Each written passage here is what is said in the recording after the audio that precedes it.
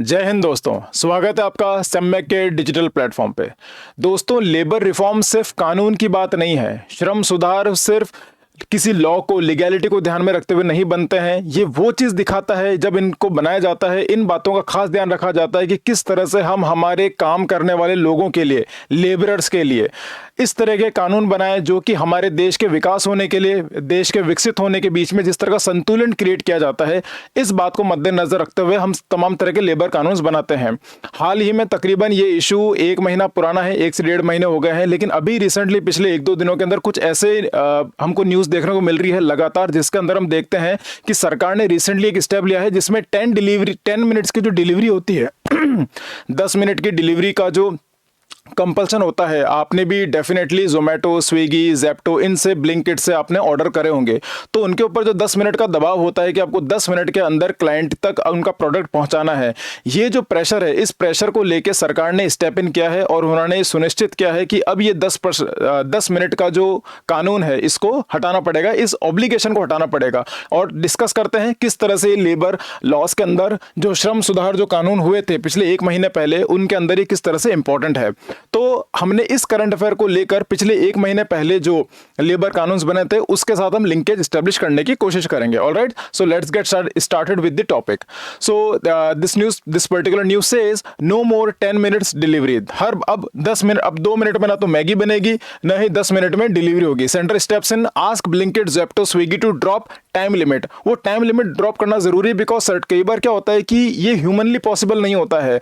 If we are living in Jaipur, if you are living in Delhi और any other metro, अब देखिए हर urban area के अंदर ही इस तरह की सेवाएं आपको देखने को मिलेगी। गांव के अंदर इस तरह की सेवाएं होती नहीं है। अब अर्बन एरियाज में ट्रैफिक का बहुत बड़ा इशू है, ये कैजुअल चीज नहीं है ना। वी से हम इंडिया में कहते हैं कि Indians are always in hurry but never on time. तो इसी तरह की बात जब यहाँ पे अप्लाई होती है तो it is very mandatory to understand the compulsion, understand this real situation of these people who, जिनके ऊपर ये 10 मिनट वाला जो कंपल्सन होता है, it's extremely difficult in ground level practicality. Now ये जो न्यूज है, ये देखिए 20 घंटे पहले न्यूज आई थी, 1 दिन पहले। तो अभी हाल फिलहाल ये जो इशू है बहुत ज्यादा इंपॉर्टेंट बना है करंट अफेयर्स के अंदर। और जो दूसरे ओपोजिशन पार्टीज है, जैसे आम आदमी पार्टी हो गए, कांग्रेस, जो ओपोजिशन पार्टीज है, उन लोगों ने भी इसके ऊपर कई तरह के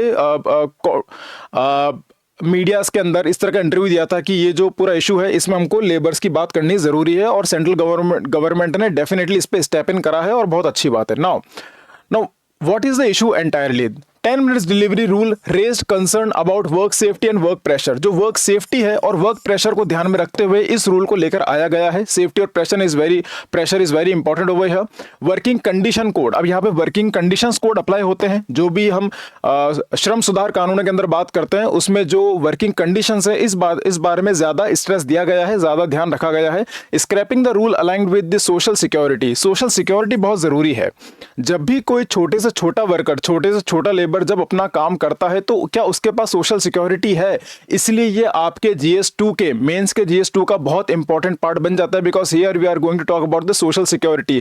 whenever we talk about the labour reforms, that comes under, that automatically comes under the ये आपके जाहिर से प्रीलिम्स के अंदर इसमें सवाल बनेंगे, इसमें पॉलिटी का टच भी आता है, but majorly this particular portion belongs to social security वाला paper, GS paper, right?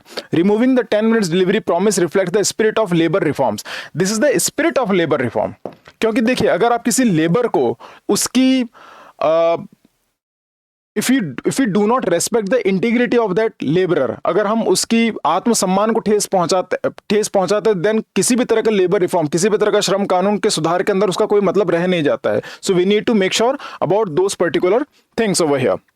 Now अब ये कुछ इंपॉर्टेंट रूल्स थे जो ये बात करते हैं कि हमने लेबर रिफॉर्म में करा क्या था। तो 1 महीना पहले इस पर काफी ज्यादा गर्मा गर्मी हुई थी और काफी बड़े बड़े इसमें जो सेलिब्रिटीज थे, बड़े बड़े जो पॉलिटिशियंस हैं, उन सभी लोगों ने इन डिबेट्स में पार्टिसिपेट करा था। लेट्स गेट हम उस पर अटेंशन करते हैं। अब देखिए ये बेसिकली जो न्यू लेबर कोड्स हैं वो करते क्या है। पहले तकरीबन 29 तरह के डिफरेंट लेबर लॉज हुआ करते थे। अगर किसी एक एम्प्लॉयर को, किसी इंसान को अपने यहाँ पे काम पर रखना है या फिर एक आदमी को किसी जगह पर काम पर जाना है तो कई तरह के कानून जो होते थे। और अब देखिए India is a nation built with tremendous amount of laws, पुलिंदा है, पूरा जत्था बना हुआ है, मतलब कानूनों की फाइल इतनी ज्यादा पड़ी है कि आप उसको समझ ही नहीं सकते हैं। कई बार कानून इतने ज्यादा कॉम्प्लिकेटेड होते हैं, कई बार कानून इतने इतने ज्यादा पेचीदे होते हैं कि उनको समझना और उनको समझाना दोनों ही तरीके से बहुत ज्यादा डिफिकल्ट होता है, और ये सबसे बड़ा चैलेंज बन जाता है एम्प्लॉयर्स के लिए एंड एम्प्लॉयज के लिए भी। अब इंडिया के अंदर कह लीजिए क्या होता है कई बार कि 2-3 तरह के रोजगार होते हैं, कुछ फॉर्मल सेक्टर्स में होते हैं, कुछ इनफॉर्मल सेक्टर्स में होते हैं, and some are semi governmental, semi formal, gig workers. तो there are different layers of labourers in India, right. So अब उसके अंदर अगर आप 29 तरह के लॉज लेकर आओगे तो और ज्यादा इश्यू को कितना ज्यादा कॉम्प्लिकेट कर देता है। तो it is very pertinent over here to understand, to simplify all these laws. तो सरकार ने अब क्या करा है, 29 को कंप्रेस करके 4 में तब्दील कर दिया गया है। अभी भी ये 29 है, लेकिन कई बार क्या होता है कुछ कानून रिपीट हो रहे हैं, कुछ कानून ओवरलैप कर रहे हैं। तो जो भी रिपीटेटिव कानून है, जो भी ओवरलैपिंग कानून लॉज हैं, और कई बार क्या होता है कुछ कानून रेलेवेंट भी नहीं है। लेट्स अज्यूम अगर कोई लेबर लॉ आज से 20 साल पहले आया है, 40 साल पहले आया है, तो कुछ कानून अभी भी ऐसे हैं जो अभी रेलेवेंट नहीं है, अपडेट करने की जरूरत है, उनको रिवाइव करने की जरूरत है। बिकॉज आज से 10 से 20 साल पहले वी नेवर न्यू कि we will be having industry like Zepto, Swiggy, Blinkit. अब अपने आप में ये सारे जो वर्कर्स हैं, जो लेबर, जो इंडस्ट्री आई है, ये अपने आप में एक इंडस्ट्री बन चुकी है, इजंट इट। पहले हमको नहीं पता था कि इस तरह के वर्कर्स भी हमको फ्यूचर में देखने को मिलेंगे, बट समय के साथ globalization, everything has been proceeded, और इस तरह के नए लेबर्स आए। तो हमको समय समय पर हमको लेबर जो लॉज हैं उनको इंप्रूव करने की जरूरत है, और ऐसा ही काम इसमें किया गया है। जब हमने complicated, overlapping, difficult to implement तरह के जो लॉज थे उनको सिंप्लीफाई किया गया है। To simplify the system, the government merged them into 4 labour codes, ये आपको मैं बता चुका हूं, aimed balance workers welfare and economic growth, ताकि हम वर्कर्स की जो वेलफेयर की बात है और जो इकोनॉमिक ग्रोथ है, दोनों को बैलेंस करना बहुत जरूरी है। अगर हम सिर्फ वर्कर्स की बात करेंगे तो मे बी शायद हम इकोनॉमी को उस स्पीड से आगे नहीं बढ़ा पाएंगे, बट अगर हम सिर्फ इकोनॉमिक ग्रोथ की बात करेंगे तो हम लेबर वेलफेयर की बात नहीं कर पाएंगे, सोशल सिक्योरिटी की बात नहीं कर पाएंगे। तो India being technically a socialist country, we need to pay heed over the economic growth and workers welfare both. Now why labour reforms are needed, इनकी जरूरत क्या है? देखिए, large informal workers more than 85%, ये बात बिल्कुल सत्य है। 90% से भी ज्यादा, 85 यहाँ पर लिखा हुआ है, बट टेक्निकली अगर हम देखें तो 90% से भी ज्यादा जो हमारे यहाँ पे लेबरर्स हैं वो इनफॉर्मल सेक्टर से आते हैं। क्या ये बात हमने कोविड के दौरान नहीं देखी थी? कोविड के वक्त हमको पता चला था कि at least there are about 90% of the workers who belongs from informal sectors. चने रेडी बेचने वाले, राइट, ठेले लगाने वाले, पानी पताशे वाले ना, क्या ये सब लोग काम नहीं कर रहे हैं? क्या ये सब इकोनॉमी के अंदर अपना योगदान नहीं दे रहे हैं? बाल काटने वाले हो गए, टायर पंक्चर निकालने वाले हो गए, all these people belong to certain segment से तो बिलोंग करते ही हैं, काम तो कर ही रहे हैं। क्या देश के विकास में इनका योगदान नहीं है? So we need to understand कि कुछ कानून ऐसे हैं जो इनको भी कवर करना जरूरी है। कई बार क्या होता है, इस तरह के जो वर्कर्स होते हैं वो देश की इकोनॉमी में काउंट नहीं हो पाते हैं, तो उसे रियल इकोनॉमी का पता नहीं लगता। तो we need to focus on these people also. Poor social security coverage, अगर आप ब्लिंकिट, जोमेटो इनकी बात करें तो इनको हायर करना और फायर करना इतना ज्यादा फ्लेक्सिबल है कि कोई भी इंसान उसको एक अच्छी जॉब के हिसाब से नहीं देख पाता है। वो सब लोग उसको पार्ट टाइम जॉब के हिसाब से देखते हैं, isn't it? कोई इंसान ऑलरेडी कहीं से अर्निंग सोर्स कर रहा है, लेकिन शाम को 3-4 घंटे के लिए वो जेप्टो, ब्लिंकिट पे जाएगा, बिकॉज उससे चलो उसके महीने भर का तेल का राशन निकल आएगा, है ना, गाड़ी का तेल भराने जितना पैसा आ जाएगा, छोटे मोटे खर्चे उस पर पूरे हो जाएंगे। तो उसको एक वेल सेटल्ड जॉब की तरह नहीं देखा जाता और इट्स टोटली इनसिक्योर। लेकिन देयर आर, अब ये इंडस्ट्री तो ग्रो कर रही है, लेकिन वर्कर्स इस तरह से ग्रो नहीं कर पा रहे बिकॉज उनकी सिक्योरिटी इसके अंदर नहीं है। That's need to be very, ये हमको समझने की जरूरत है। Complex compliance discourage employers. Complex मतलब इतने ज्यादा पेचीदा कानून है, आपको फंसा दिया जाता है। कई बार क्या होता है कि आपसे अग्रीमेंट भी नहीं कराया जाता, ये भी होता है। इनफॉर्मल सेक्टर्स में आपसे अग्रीमेंट भी नहीं होता है, एक प्रॉपर लीगल डेफिनेशन में उसको मेंशन नहीं किया जाता है, तो वो भी काफी ज्यादा इनसिक्योरिटी पैदा करता है। Different definitions of wages in different laws, ये सबसे बड़ा इशू है। अब इंडिया के अंदर देखिए, जितने भी स्टेट्स हैं, अब उन स्टेट्स के अंदर अलग अलग कानून हैं, अलग अलग लेबर लॉज हैं। अब सेंटर की लेबर लॉ की डेफिनेशन क्या है, राजस्थान की क्या है, वेस्ट बंगाल की क्या है, मध्य प्रदेश की क्या है, we never know. There are so many discrepancies, इतने ज्यादा फर्क होता है। तो कई बार अगर एक वर्कर राजस्थान में है, now that job is very transferable, right. कई बार क्या होता है कि आपको ट्रांसफर कर दिया जाता है कि चलो यहां से नहीं तो वहां से, और ये हमने कोविड में बहुत ज्यादा देखा है। तो जब आप दूसरे स्टेट में जाके, कंपनी वही है, इंडस्ट्री वही है, कंपनी वही है, लेकिन जब अपने वर्कर्स को वो शिफ्ट करती हैं, because these are national companies, तो यहाँ पे हर स्टेट में इनके लोग काम करते हैं। जब जैसे स्टेट बदलता है तो कानून बदल जाते हैं, उनकी सैलरी बदल जाती है, उनकी सिक्योरिटी बदल जाती है। So these different different definitions becomes very problematic over here. Changing nature of work, gig platform jobs, gigs की बात मैंने करी, गिग का मैंने बताया था आपको, Zepto, Swiggy, Zomato, Blinkit, right. So all these, ये जो वर्कर्स होते हैं इसी में काउंट होते हैं, राइट। अब इसमें थोड़ा सा मैं आपको बताता हूं कि ओल्ड लेबर और न्यू लेबर के बीच में जो मोटा मोटी डिफरेंस है वो क्या है, यहां पे देखते हैं। पहले 29 सेपरेट लॉज थे, अब 4 ही रह गए हैं। पहले अपॉइंटमेंट लेटर कंपलसरी नहीं था, अब अपॉइंटमेंट लेटर देना कंपलसरी है। You need to mention that on the legal basis, legality की भाषा के अंदर डॉक्यूमेंट सबमिट करना जरूरी है, and all the appointment letters भी होने जरूरी हैं। वर्किंग आवर्स मेंशन होने जरूरी हैं। कई बार क्या होता है कि आपको टास्क दे दिया जाता है, अब टास्क कोई भी काम है, कोई भी टास्क है, क्या उसकी डेफिनेशन हम समझ सकते हैं कि वो कितने घंटे का काम है। If I tell you one thing कि आपको लेट्स से कि पढ़ाई के अंदर आपको 2 चैप्टर कवर करने हैं, क्या ना है क्वांटिफाई, क्या हम उसको क्वांटिटी में तब्दील कर सकता हूं कि ये 2 चैप्टर आपके कितने घंटे में पूरे हो जाने चाहिए, कितने मिनट में पूरे हो जाने चाहिए? नहीं, कई बार जरूरी नहीं होता, because the quality also very pertinent over here. तो जब क्वालिटी और क्वांटिटी के बीच का जो ब्लरनेस है, जो कि इसकी जो धुंधली जो लाइन है, उसको क्लियर करना जरूरी है। इसलिए अब ये इशू पहले हुआ करता था, लेकिन अब इसको मेंशन किया गया है कि 8 से 12 घंटे आपको रहेगा, और अगर आप इनसे ओवर टाइम करवाते हैं तो उस ओवर टाइम का एक मेजरमेंट भी रहेगा कि अगर कोई वर्कर आपके यहाँ ओवर टाइम कर रहा है तो उसके रिगार्डिंग भी उसको रीइंबर्समेंट करना जरूरी है। ये अब नए कानून के अंदर मेंशन किया गया है। Gratuity eligibility after 5 years of service, fixed term employ eligible after 1 year.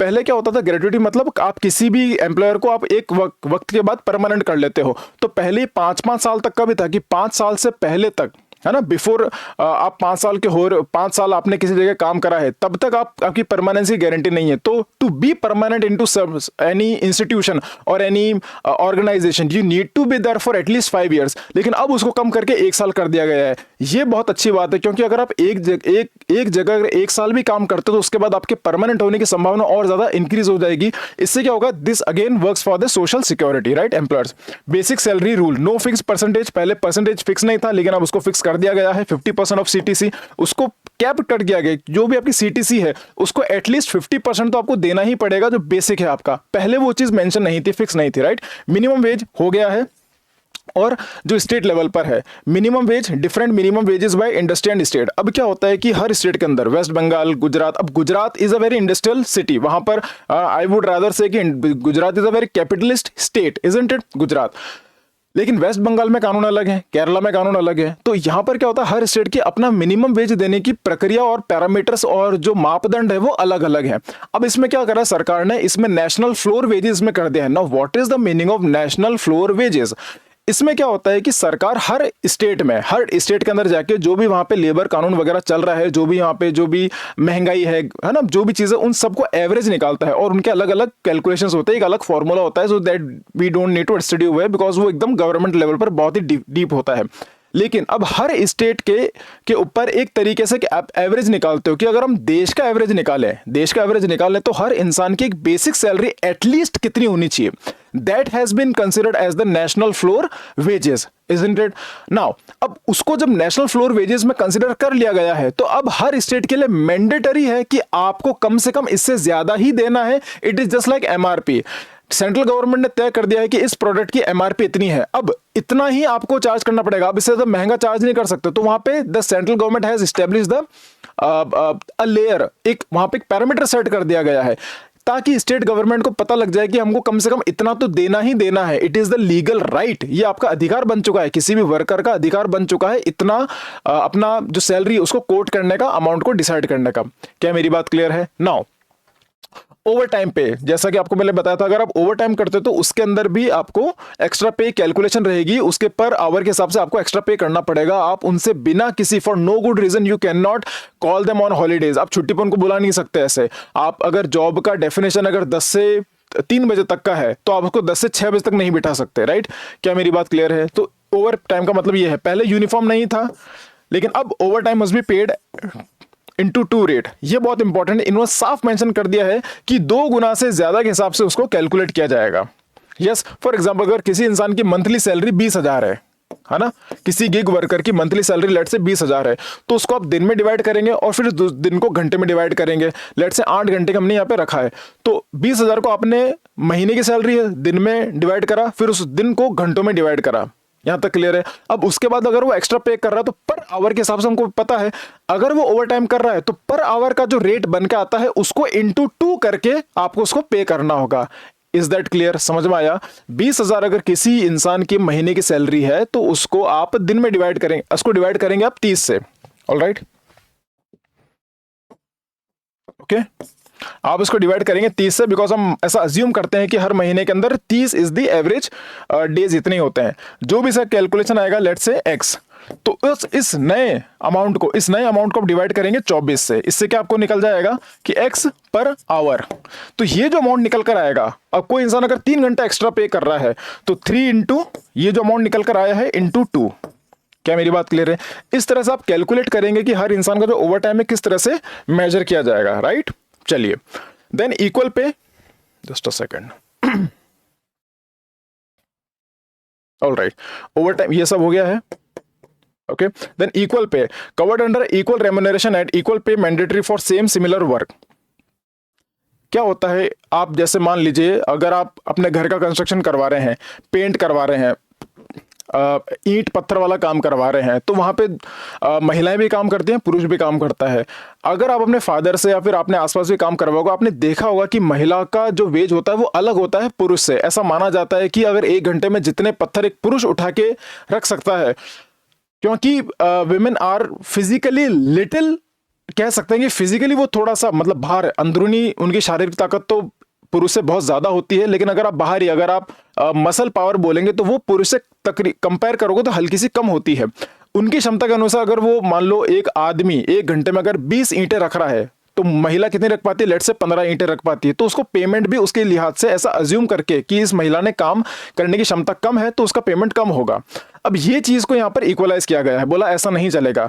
वो महिला जो अपना 15 ईंटें रख रही है उसकी क्षमता तो पूरी लगा रही है ना, राइट, वो अपनी जो ताकत है वो तो पूरी लगा रही ना। सो एफर्ट काउंट यहां पर होना जरूरी है। एक पुरुष का जो 100% एफर्ट है, दैट से कि लेट से कि वो 1 घंटे में 20 ईंटें एक जगह से रख सकता है, महिला का 100% इस 15 ब्रिक्स, तो उसको इक्वल करके इस ख्याल को दिमाग में रखकर यह कानून बनाया गया कि इक्वल पे का आधार किस वजह से होगा। राइट, वुमेन नाइट शिफ्ट, अब महिलाएं भी रात को काम करेगी गिवन दैट कि उनको पहले उनकी कंसेंट ली जाएगी।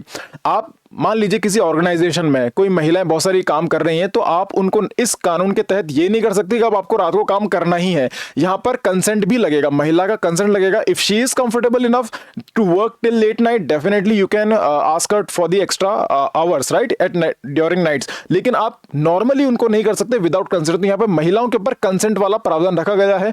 सर ये तो इनइक्वल बात है। देखिए कई बार क्या होता है कि आपको inequality is different thing and difference distinction करना बहुत जरूरी होता है, because we live in a particular society. तो जब भी कानून बनते हैं, जो भी लॉज बनेंगे, वो कानून वो सोसाइटी को देख के, समाज को देखकर भी बनाए जाते हैं। अब क्योंकि इस तरह के हमारे इंडियन सोसाइटी में हमने खूब देखा है कि लेट नाइट जब फीमेल्स काम करती है तो कई बार उनके साथ हादसे होते हैं, कई बार उनके साथ हीनियस क्राइम्स भी हो जाते हैं। तो इस बात को ध्यान में रखते हुए कंसेंट वाला जो कोड है वो यहाँ पर अप्लाई किया गया है। हेल्थ चेकअप ये बहुत जरूरी है।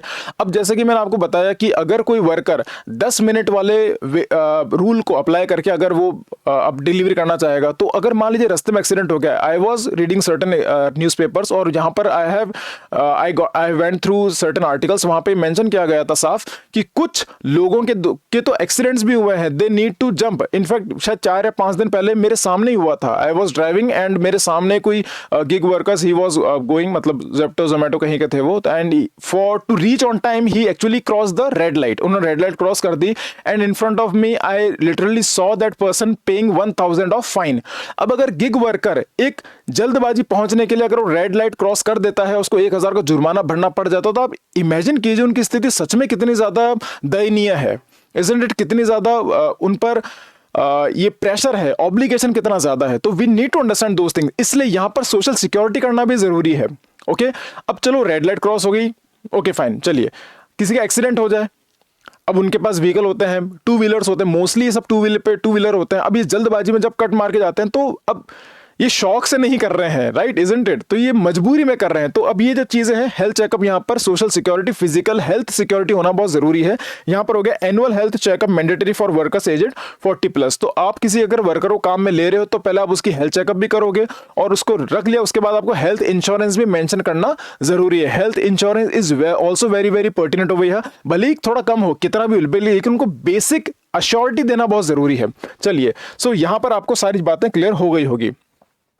नाउ ओके, ये बात मैं आपको समझा चुका हूं। इंडस्ट्रियल रिलेशंस, अब इसमें क्या है, 4 लेबर कोड। पहला है कोड ऑन वेजेस, वेजेस को लेकर इसमें बात की जाएगी। अब रेम्युनरेशन कितना देंगे, तो वो बात मैंने आपको यहां बताई थी। महिला और पुरुष के बीच में जो इक्वालिटी, जेंडर पैरिटी वाली बात है, वो इसमें आ जाएगी। इंडस्ट्रियल रिलेशंस कोड अब deals with employ workers relation. अब कई बार क्या होता है कि जब इंडस्ट्री में काम करते हैं तो वर्कर्स कितने हैं, एम्प्लॉय कितने हैं और एम्प्लॉयर्स कितने हैं, उनके बीच में जो कॉर्डियल रिलेशंस होते हैं या फिर रेशो सेट होता है। जैसे एजुकेशन पॉलिसी के रिगार्डिंग कुछ रेशो सेट है कि पर टीचर 30 स्टूडेंट पर फोकस करेगा, वैसे ही यहां पर भी कुछ रेशो सेट कर रखे हैं जहां पे पर एम्प्लॉयर और एम्प्लॉय की जो रेशो रहेगा उसको भी ध्यान में रखने की बात है, ताकि जो रिलेशंस है that always remain cordial. Social security code expends welfare coverage, जिसके अंदर इंश्योरेंस आ गया, हेल्थ इंश्योरेंस आ गया, वो तमाम तरह की बातें इसमें आ जाती है। Occupational safety, health and working conditions code, health and working condition codes also, है ना। अब मान लीजिए आप किसी खनन में काम करवा रहे किसी, तो वहां पर आप पहले हेल्थ चेकअप करवाएंगे कि क्या वो वर्कर वहां पे सच में काम करने योग्य है। अब अगर आप जाएंगे भरतपुर में जाएंगे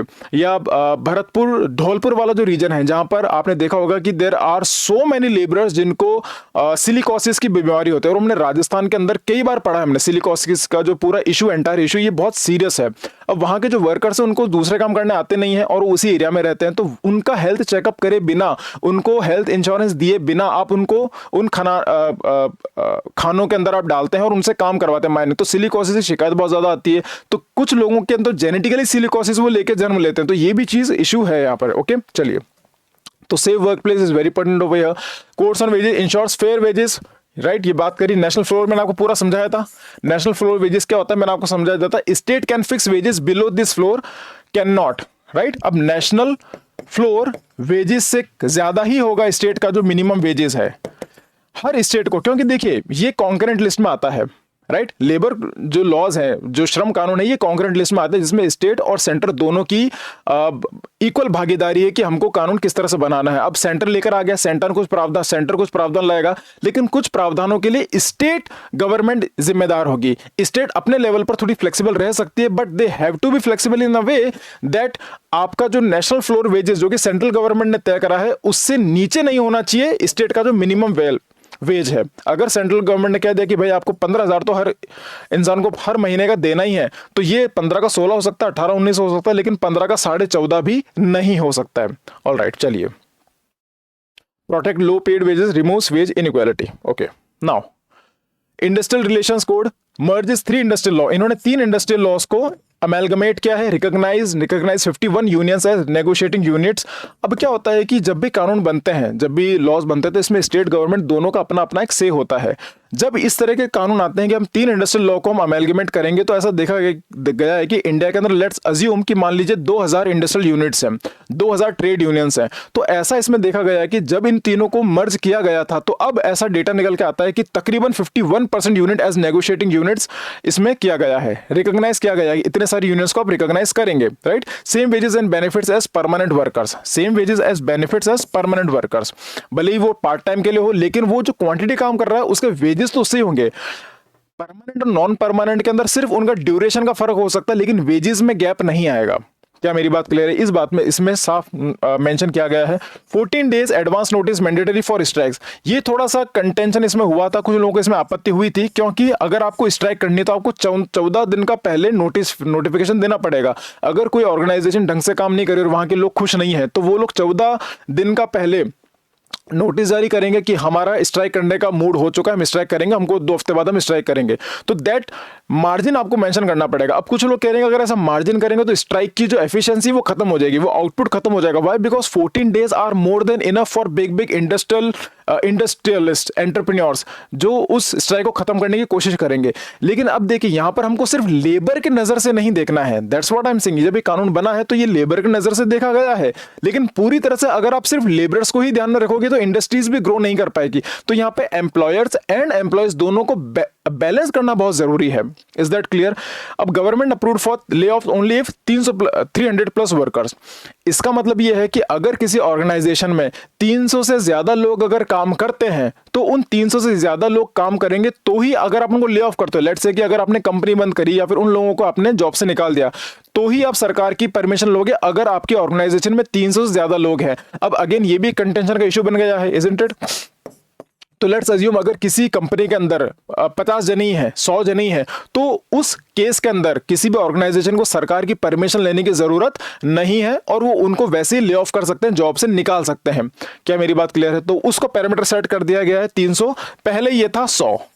ठीक है, अब अगेन ये भी एम्प्लॉयर की नजर से इसको बनाया गया ताकि हमारे जो इंडस्ट्रीज है, हमारे जो कंपनीज ऑर्गेनाइजेशंस है, उनके पास इनफ फ्लेक्सिबिलिटी हो so that they can design and redesign their working process. ये भी जरूरी है, आप इंडस्ट्रीज को बांध नहीं सकते हैं। अगर हमको सोशल वर्कर्स की डिग्निटी को मेंटेन रखते हुए अगर हमको इकोनॉमिक ग्रोथ भी चाहिए तो इन दोनों को बैलेंस करना बहुत जरूरी है, right? Balance industrial pace with business flexibility.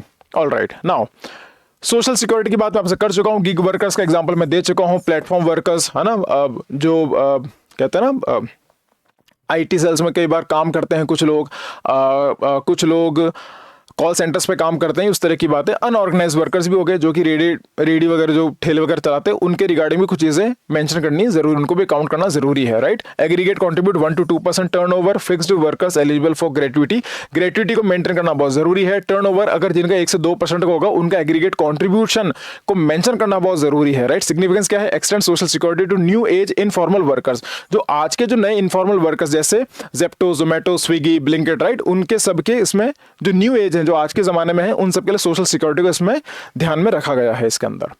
All right, now occupational safety health, ये मैं बात आपको पहले सब कवर कर चुका हूं, ये रिवीजन ही हो रहा है, राइट? आप लोगों का covers factories, mines, construction, plantations etcetera. पहले कई बार ये चीजें काउंट नहीं होती थी, ओके? माइंस कई बार पहले काउंट नहीं होता था, कंस्ट्रक्शन काम नहीं होता था, प्लांटेशंस कई बार काम नहीं होता था, और फैक्ट्रीज के अंदर भी there were so many limits कि मतलब लिमिट्स नहीं, कुछ पैरामीटर हुआ करते थे कि इस पर्टिकुलर कैटेगरी की फैक्ट्री ही इसमें शेड्यूल की जाएगी। देखिए कई बार क्या होता है कि शेड्यूल लिस्ट होती है इनकी, गवर्नमेंट रूल्स के अंदर, लेबर लॉस के अंदर शेड्यूल्ड लिस्ट होती है। अब इस शेड्यूल्ड लिस्ट के अंदर ये होता है कि सरकार कुछ कुछ काम करने की जो श्रेणियां हैं उनको मेंशन करती है लिस्ट के अंदर, तो जो लोग उस श्रेणी के अंदर आते हैं सिर्फ उनको ही माना जाएगा कि these people are considered into labour laws. अब मैंने आपको शुरुआत में कहा था कि इंडिया के अंदर कई तरह के लेबर लॉज है, कई तरह के काम करते हैं लोग, कई तरह के लेबरर्स हैं। तो अब कई लेबर्स हैं जो उस शेड्यूल लिस्ट में नहीं आते, तो वो लोग कहां जाएंगे? इसलिए यहां पर शेड्यूल लिस्ट को भी थोड़ा एक्सटेंड किया गया, थोड़ा बड़ा करा गया है शेड्यूल लिस्ट को, और तरह तरह के जो माइंस, कंस्ट्रक्शन, प्लांटेशन के जो काम है उनको भी इसमें इंक्लूड किया गया है ताकि हर तरह के जो लेबर्स है सब इसमें काउंट हो सके, मेंशन हो सके। ठीक है, 8 घंटे की मैंने बात कर चुकी है ऑन एन एवरेज, ओके? 48 घंटे की हफ्ते की इसमें बात की गई है। Improve safety, dignity, ease of compliance, okay? Benefits of worker, उनके लिए क्या है? Minimum wage for all workers, ये मेंशन मैंने कर दी थी। नेशनल फ्लोर वेजेस के हिसाब से मैंने आपको समझाया था, राइट? नेशनल फ्लोर वेजेस इसमें हो गया।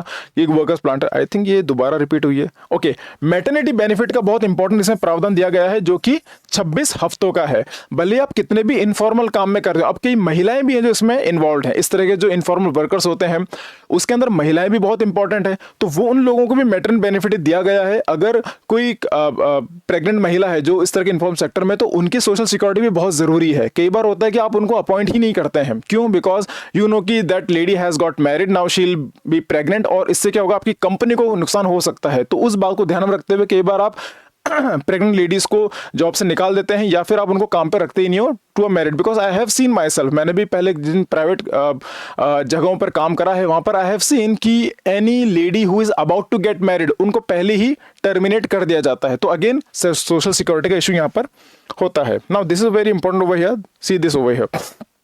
यहाँ पे क्या करा? रजिस्ट्रेशन को सिंगल कर दिया गया है, ओके? रजिस्ट्रेशन आपका एक ही जगह करना पड़ेगा, आपका एक ही लाइसेंस बनेगा। If you belonging from any informal sector, तो वहां पर आपका रजिस्ट्रेशन एक बार ही करना पड़ेगा, लाइसेंस आपका एक बार ही बनेगा, और आपको जो रिटर्न्स फाइल करने होते हैं वो भी आपका एक बार ही होगा, वो भी इलेक्ट्रॉनिक तरीके से हो जाएगा। रूल्स काफी कम कर दिए गए। तो now these are the structure. जिस तरह से आपको दिखता है कि 29 लॉज को 4 कोड में तब्दील करने के बाद कितना सिंप्लीफाई कर दिया गया है, okay? Single registration and licence, reduced paper work, inspection हट गया है। यहाँ पे ईज ऑफ डूइंग बिजनेस बढ़ जाएगा बिकॉज इंडस्ट्रीज को फ्लेक्सिबिलिटी दी ना यहाँ पर, इंडस्ट्रीज को यहाँ पे फ्लेक्सिबिलिटी दी है, तो उन फ्लेक्सिबिलिटी की वजह से industries will be much more happier to work in India.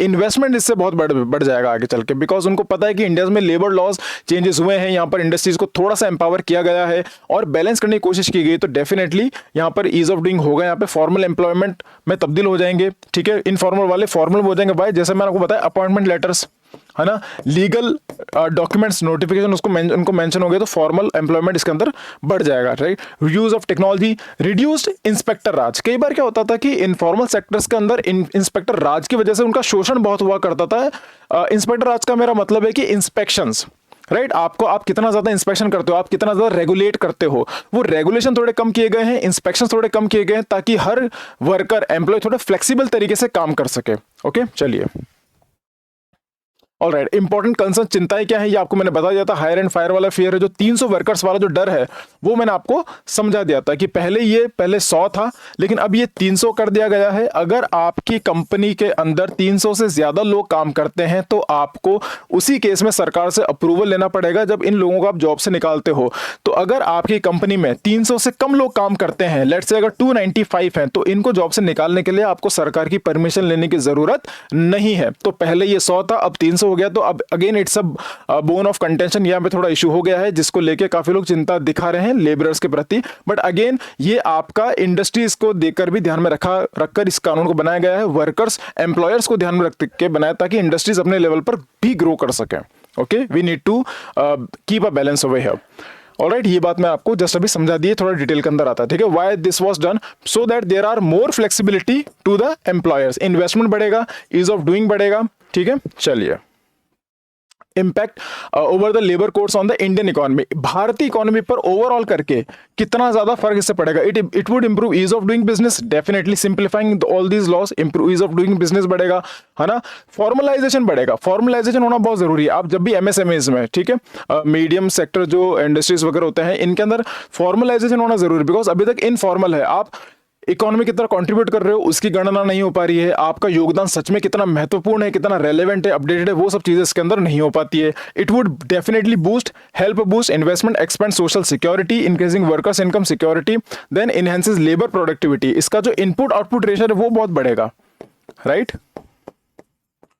Input output का जो रेशो है वो बहुत ज्यादा बढ़ेगा, तो इससे आपकी एफिशिएंसी बहुत बढ़ जाएगी। जो भी लेबर यहाँ पे काम करेगा, जाहिर सी बात है बहुत खुशी खुशी करेगा और काफी प्रोडक्टिव तरीके से करेगा, because he has that security. उसको पता है कि 6 महीने तक या फिर मुझे विदाउट नोटिस मुझे यहाँ से निकाला नहीं जा सकता है। अब यहाँ पे एक इशू ये आ रहा है कि इसकी वजह से मे भी ये हो सके कि जो बड़ी बड़ी कंपनीज है, ऑर्गेनाइजेशन हैं, वो कम लोगों को हायर करना शुरू कर दें।